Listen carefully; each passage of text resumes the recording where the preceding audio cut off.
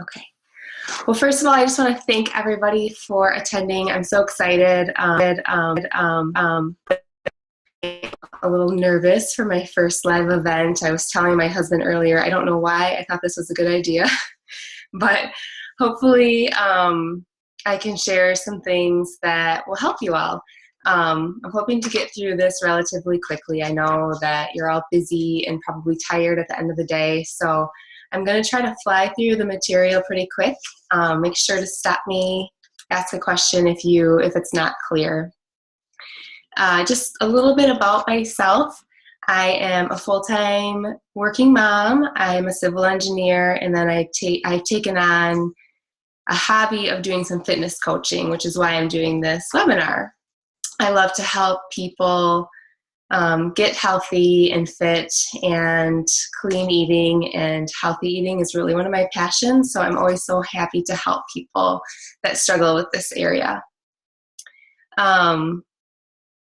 I decided to do this because I have had so many friends and family members ask for help. This is something that I've just kind of nailed down over the years, and so I thought maybe this could be really helpful for others.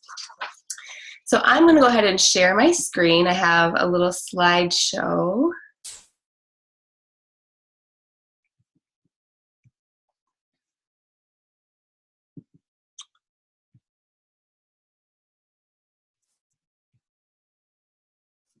Okay.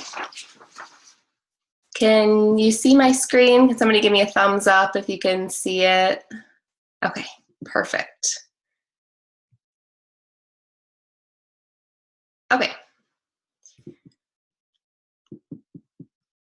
All right, so meal planning 101.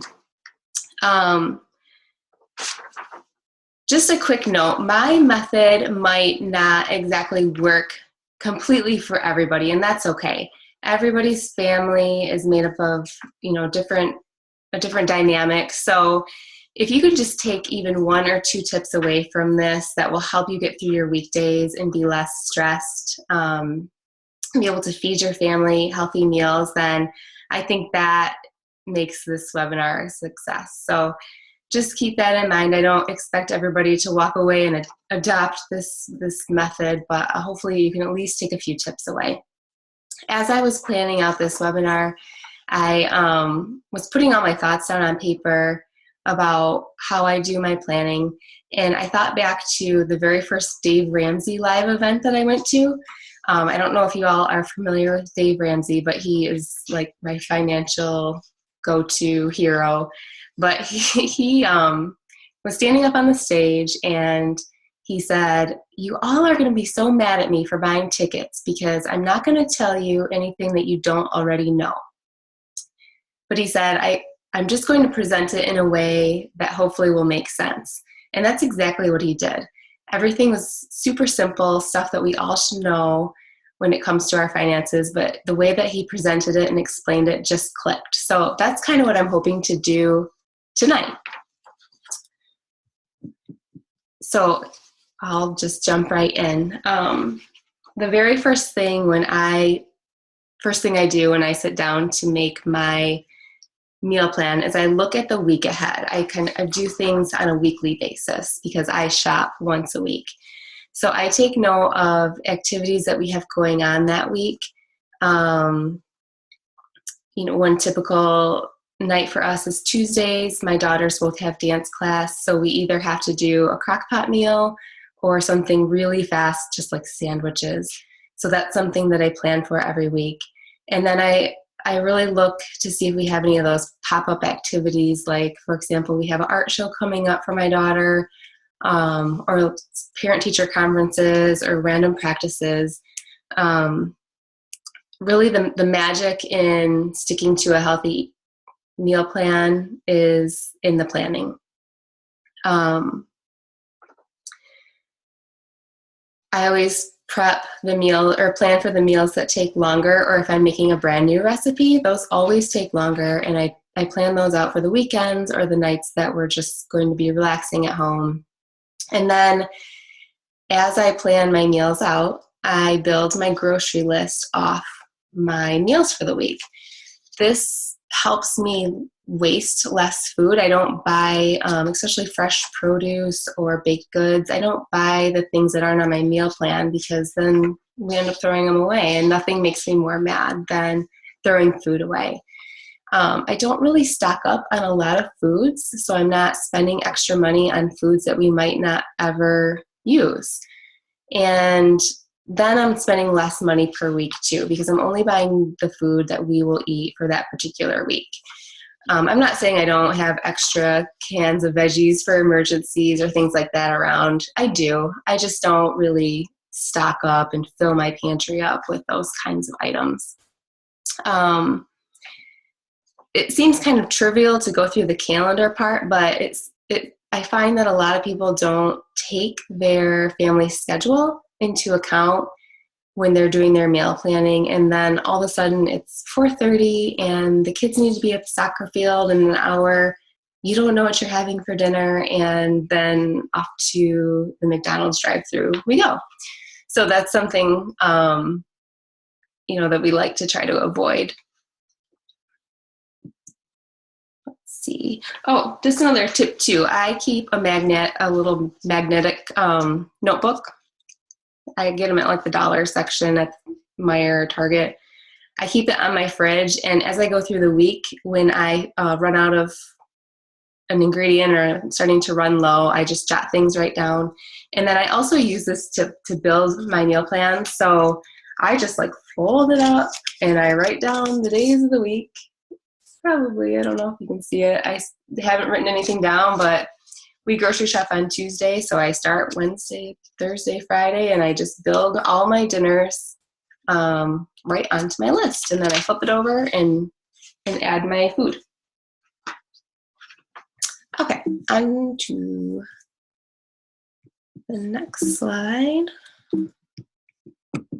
Okay, so as I said, I start with dinners. I plan my dinners, and I plan them around my family. So what I mean by that is I plan dinners that I know that are going to go over well with my family.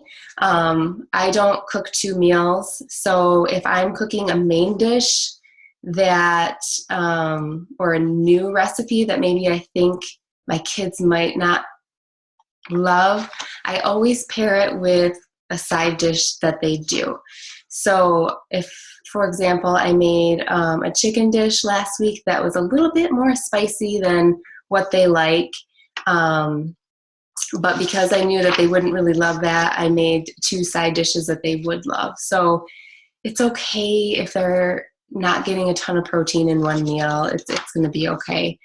But that way I'm never cooking 2 meals. They're always expected to try what we're having.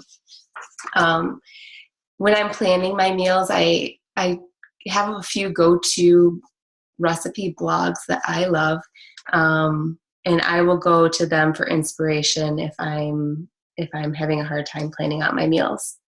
A couple of quick suggestions on those. I love budgetbites.com. It's spelled budget and then BYTES. I swear I should get some royalties from that website because I recommend it to everybody. The recipes are really easy. They're clean. They work really well for my family. And then Skinny Taste is another one that's great. Her recipes are really easy as well. So let's see. When I am asking my children, and even sometimes my husband, to try something that they're not too sure about, our rule in our house is to take no thank you bites, which I learned from a daycare provider. And every time we have something that the kids don't really care for, they're required to take 1 bite. And if they don't like it, they don't have to eat anymore. If they do like it, then great. But I think this has really helped them to not be afraid to try new things. They're really willing to try anything because they know that if they don't like it, they're done. So if any of you have small children, I highly recommend trying this out, making it your rule at dinner time. If you have older kids, I'm sure it would be much more difficult to try to implement that, but it's something that's worked great for us and has helped me in developing their healthy eating habits.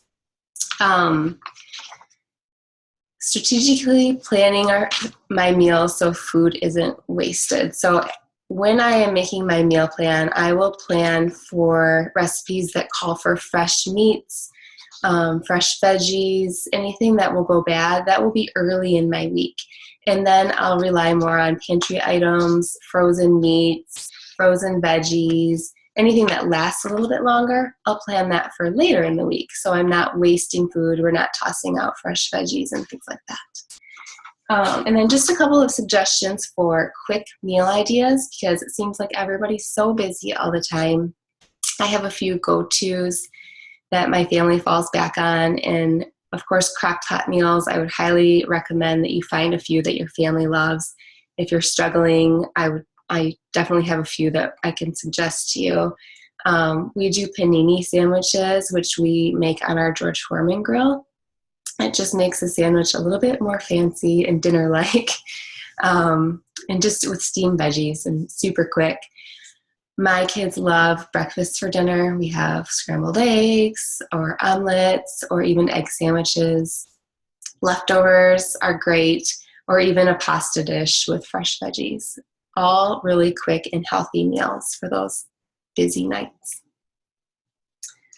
Okay, so after I fill out all of my dinners for the week, then I think about lunches and breakfast. So I don't necessarily write out what I'm going to have for breakfast and lunch every day. I think that would be a little too overwhelming. But I do have staples that I find myself buying over and over and over again, and I take note of those so that they're easy to go on my grocery list each week.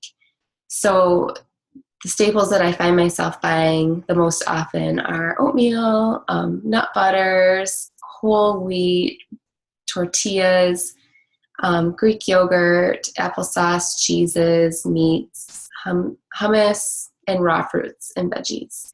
Now, I feel like for me, with these staples and any leftovers that I have from dinners, I can pretty much build a lunch every day or a breakfast.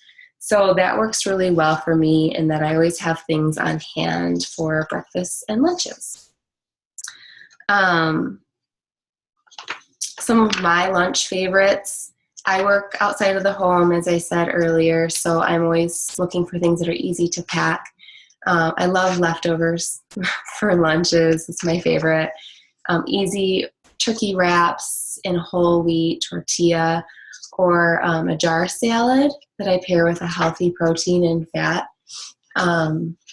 Jar salads are great. If you haven't tried them, I would recommend it. You can make up a bunch at the beginning of the week and they stay fresh. And a good website for that, I believe it's Organize Yourself Skinny. She has a ton of recipes for jar salads, and the magic in jar salads is how you build them. So you have to layer them correctly so they stay fresh. So check that out. Breakfast favorites: oatmeal with fruit and nuts, Greek yogurt, avocado toast, or hard-boiled eggs are some go-tos, and they're so easy to have in the house all the time.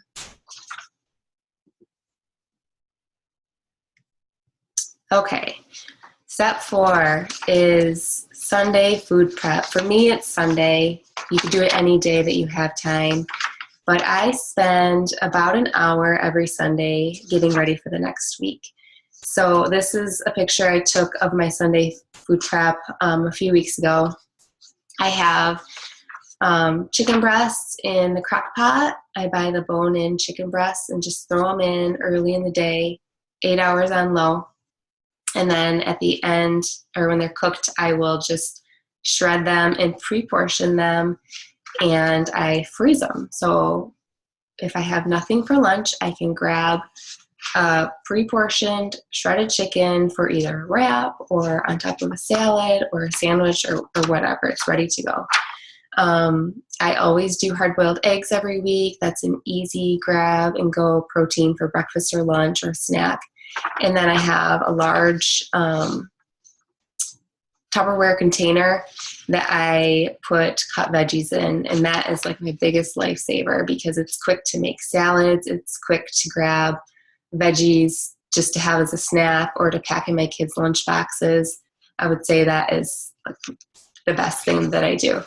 I'll also wash up fruits like grapes and apples so they're ready to go, and then I prep up usually one type of grain, whether it be steel cut oats or quinoa or brown rice.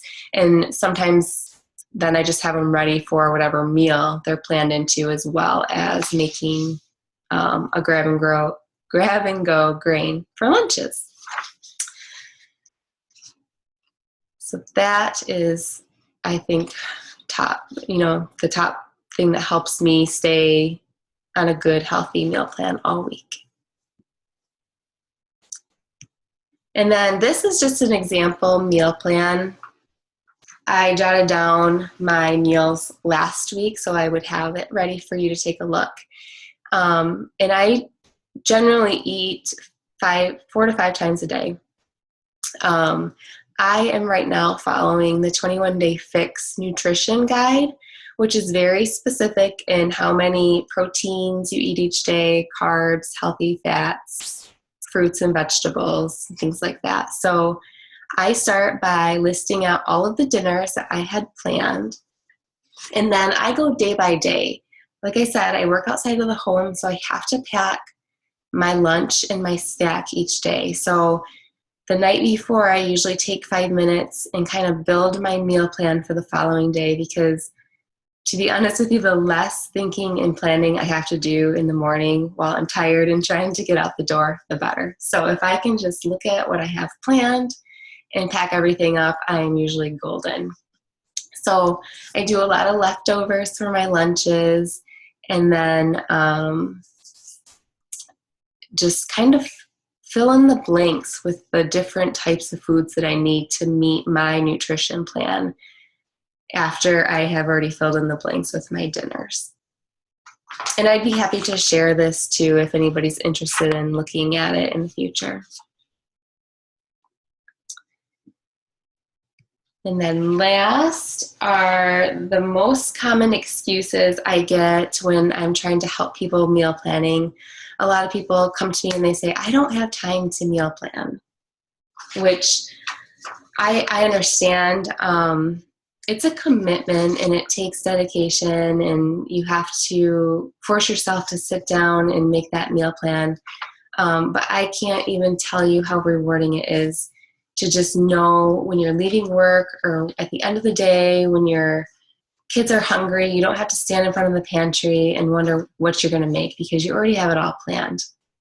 A lot of times I make my meal plan in the car on my way to church on Sunday.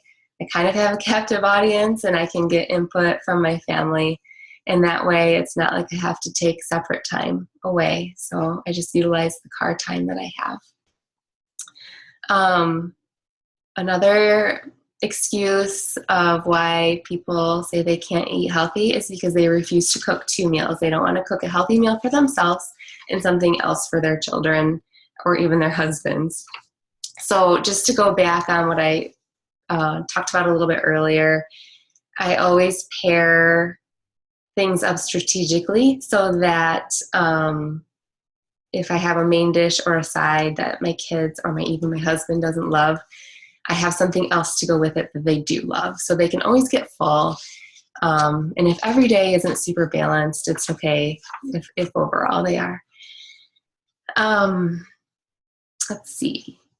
This was one that the number 3 excuse is that people like to shop the sales or flip through the coupons they've clipped to build their grocery list. And I used to do this. I used to buy everything that was on sale, flip through my coupons, pick up things that I had coupons for. I would spend $100 at the grocery store, and then I would get home and stare in the pantry and wonder what I was going to make. So although you might be saving money on some things, I found for myself, I was spending more money because then I would have to run to the store a few times during the week to pick up extra ingredients that we needed to actually make the meals we wanted to make. So I find that I spend less week to week if I'm only buying the ingredients that we need. And that way also I'm throwing away less food. And then the last one is that eating healthy is too expensive. And I agree. I mean, eating healthy can cost more than buying chips and frozen pizzas. And it's really unfortunate that that's the way that our society is. But there are some great alternatives. I started shopping at Aldi a couple of years ago. And if you have an Aldi near you, I would highly recommend you check it out. They have a lot of organic food now. They have a lot of wheat-free, gluten-free foods, and their ingredients on the packaged foods are fantastic. They don't have a lot of the things that I try to avoid. So I would check that out. And there's just so many store brands now, too, that are offering healthier choices. So I think things are getting better, and I think that if you take the time to look around a little bit, that you'll find that you can find foods that fit into your budget. So with that, I just want to thank everybody so much. I am so happy to help anybody that is having trouble with meal planning or has questions. I have listed my contact information. You can check out my Facebook page. I'm sharing recipes and tips often, which is facebook.com/simplyfitsarah. And I'm going to stop my share. And does anybody have any questions or want me to touch on anything further?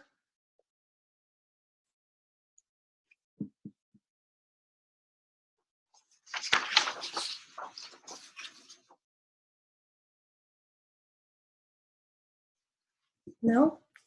All right. Well, I hope this was helpful. I hope you gathered some tips. Like I said before, even if you just get 1 or 2 tips, or if this seems overwhelming to you, start small. Pick a couple things that you think would fit into the way that you meal plan now, and just try to incorporate a few things in and see how it goes. And then, of course, reach out to me if you have any questions. I'm always happy to help.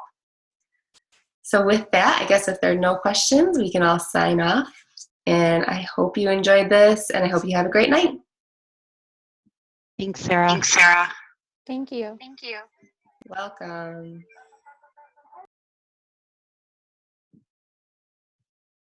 So,